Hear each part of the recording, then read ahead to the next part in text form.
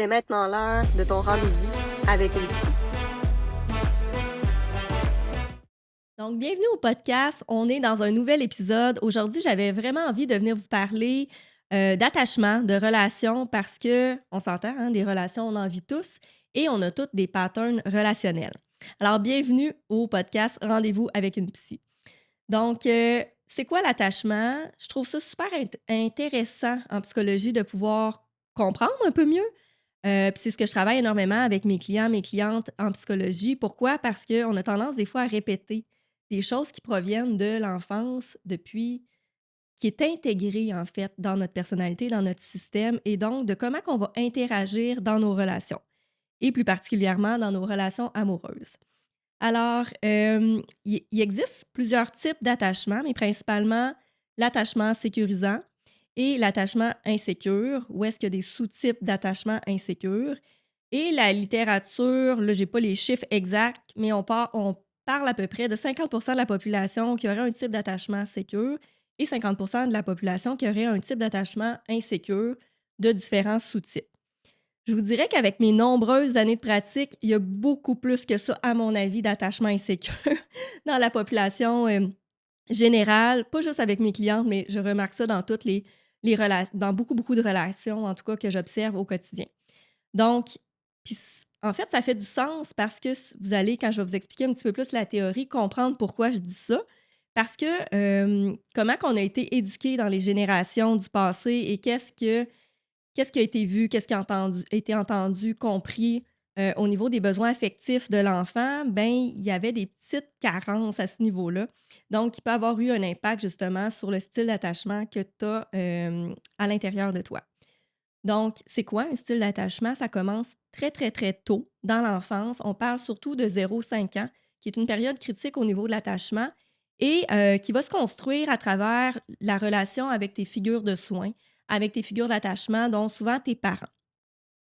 Comment ça marche, cette histoire-là? C'est que souvent, le petit bébé, c'est une question de survie. Le petit enfant va crier, hein, va pleurer pour essayer d'exprimer ses besoins. Peut-être qu'il a faim, peut-être qu'il a chaud, peut-être qu'il veut du réconfort, peut-être qu'il a besoin, de sa suce, peu importe. Il va essayer de s'exprimer, de se faire entendre pour recevoir de ces figures de soins qui, on s'entend, protègent sa survie, donc qui sont supposées venir calmer les insécurités que le petit bébé va vivre. Et c'est à travers des milliers d'interactions quotidiennes que l'enfant va commencer à se construire un monde de c'est quoi des relations. Est-ce que je peux faire confiance à mon environnement extérieur, à mes figures d'attachement? Et est-ce que je peux me faire confiance dans ma façon d'exprimer mes besoins? Est-ce que mes besoins vont être entendus, reconnus, exprimés? Donc, c'est ça qui est intéressant. Donc, par exemple, si l'enfant s'est fait mal, pleure, il est triste, il a peur, est-ce que son parent va venir le rassurer, va venir répondre à son émotion ou pas? Et s'il a faim, est-ce qu'il y a des besoins physiques? Est-ce que le parent va venir répondre à ça pour calmer sa sécurité intérieure, donc de se sentir bien et en sécurité pour sa vie, en fait, ou pas? Donc, c'est ça qui se passe. Fait que c'est comme si à un moment donné, puis on a été beaucoup dans des générations où est-ce que, ben, arrête de pleurer ou c'est pas correct. Donc, plusieurs émotions qui ont été pas entendues, si on veut. Ou ben là, t'es fait fort, là, c'est pas plus grave que ça. Donc ça, plus que tu entendu des phrases comme ça fait en sorte que: «Ah mais mon Dieu, mes besoins émotionnels, mes besoins physiques sont pas valides en fait, sont pas corrects d'être exprimés ainsi. Donc est-ce que je peux avoir confiance dans mes relations plus tard?» Et voyez-vous, là, ça va commencer à s'imprégner et il y a pas juste avec la relation avec, les parents non plus, mais tout ce qui s'installe, c'est, aussi avec les expériences relationnelles, à l'école, par exemple, dans les relations amoureuses, à l'adolescence. Donc il y a des choses qui vont se rejouer, qui peuvent, améliorer le style d'attachement ou encore, au contraire, l'insécuriser. Donc, je sais pas si c'est clair la manière que je m'exprime par rapport à ça, mais c'est vraiment ça qui se passe et ça ressemble à quoi un attachement sécure? Ça va être des parents qui vont avoir été, à l'écoute émotionnelle, qui vont avoir entendu les émotions, qui vont avoir répondu aux besoins physiques, psychologiques aussi de l'enfant et l'enfant va avoir pu créer un lien de confiance, en fait. et créer un lien de confiance aussi envers lui-même. Donc, développer une bonne estime de soi, c'est très interrelié avec l'estime de soi également, parce que si l'enfant dit, OK, ben moi, quand j'ai des besoins, je les exprime, ils sont réellement entendus. Donc, je suis une personne correcte, digne, qui mérite d'être vue, entendue, reconnue. Ou l'inverse, dans un attachement plus insécure. Donc, ça, c'est une chose. Et ce que ça fait, comment on détecte ça, un adulte qui a un attachement plus sécure, ça va être une personne qui va se faire confiance, qui va être capable d'être autonome dans ses projets, dans ce qu'il aime, mais qui va être capable aussi d'aller dans l'intimité émotionnelle avec son partenaire, d'aller dans sa vulnérabilité. Donc, c'est pas un enjeu, ça.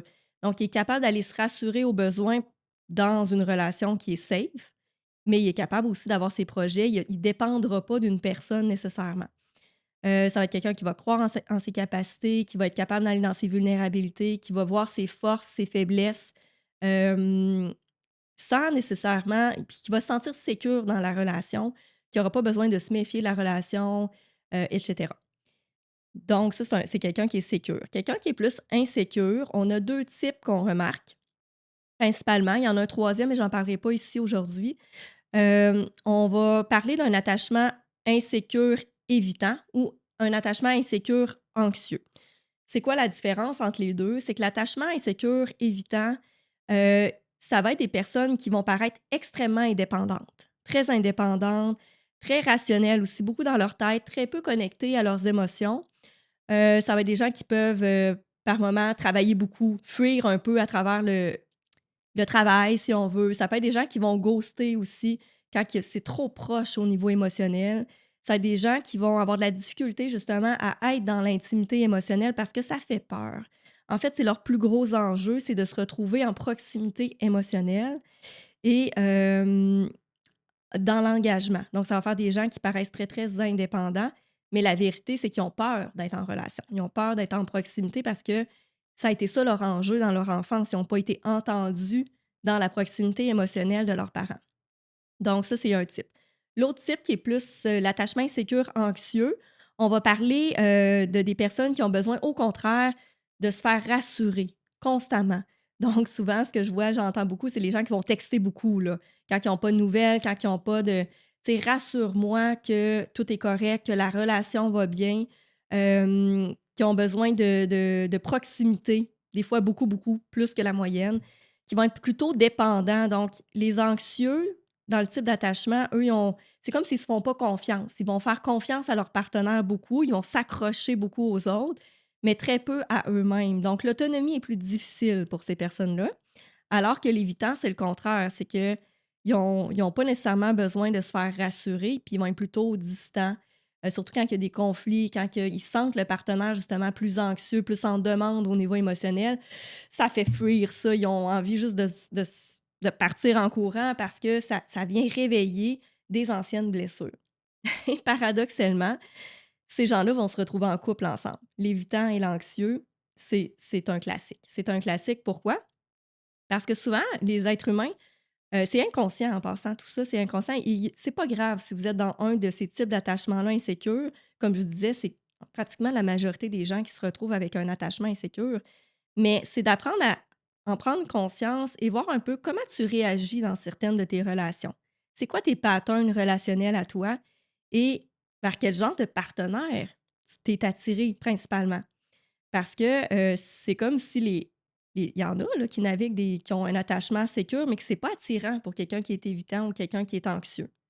Pourquoi? Parce qu'on a tendance inconsciemment à vouloir rechercher ce qu'on a déjà connu dans notre passé à travers nos blessures, donc et de vouloir un peu inconsciemment réparer ça, réparer cette recherche-là. Mais malheureusement, c'est qu'on choisit des partenaires qui, ne pourront jamais nécessairement apporter ça. À part si c'est mis en conscience puis que vous travaillez le couple à travers justement vos difficultés communes pour pouvoir travailler ensemble et aller de l'avant de ce côté-là. Donc, fait que tout n'est pas perdu, vraiment pas. Au contraire, il y en a plein de beaux couples qui ont des attachements insécures, mais qui travaillent leur communication, leurs limites, aussi de mettre en lumière, ben voici moi ce qui se passe dans mon quotidien, qu'est-ce qui m'insécurise. Alors, comment qu'on peut mieux communiquer ensemble et que je puisse, par exemple, avec le partenaire, s'il est évitant, mais comment qu'on peut ensemble, toi, laisser ton besoin d'espace et comment tu peux rassurer la personne qui est un petit peu plus anxieuse dans ses relations. Donc, c'est tout qu'un cheminement qui peut se faire, mais ça devient intéressant de faire des prises de conscience par rapport à ça. Donc, si on peut l'imager un petit peu plus pour vous donner une idée, c'est que pour moi, l'attachement sécure, je le vois un peu comme un petit chiot là, qui a besoin plus d'attention, qui a besoin de se faire rassurer, qui est super fin, qui est super très, très émotionnel, connecté avec ses émotions, mais qui a besoin de réassurance. Alors que l'évitant, ça va être un peu plus comme un chat qui a besoin d'espace, d'indépendance. Euh, Par moment, on peut le flatter, d'autres moments, pas du tout. Donc, moi, je les vois vraiment comme ça, ces 2 types d'attachements-là. Hem Ce qui peut être intéressant aussi, c'est que par moment, l'évitant, il faut faire attention parce que quand il est blessé, il va se refermer encore plus et souvent, ce que je remarque également, c'est que la personne avec un attachement insécure, anxieux, veut des réponses, veut, aller communiquer avec son partenaire, rentrer dans l'intimité émotionnelle, alors que l'autre, ça le fait fuir complètement. Alors voyez-vous la dynamique qui peut s'installer? C'est comme justement un chien et un chat qui se courent après. Plus la personne est anxieuse, a besoin de réassurance, plus l'évitant veut s'en aller. Donc, c'est pour ça que c'est super important de prendre conscience de ces dynamiques-là relationnelles pour entamer des changements, entamer peut-être une psychothérapie de couple pour mieux se comprendre là-dedans et pouvoir avancer tous les 2 dans le même chemin. Donc, j'espère que l'épisode d'aujourd'hui vous a plu. J'espère que ça vous a donné des indices, au niveau relationnel.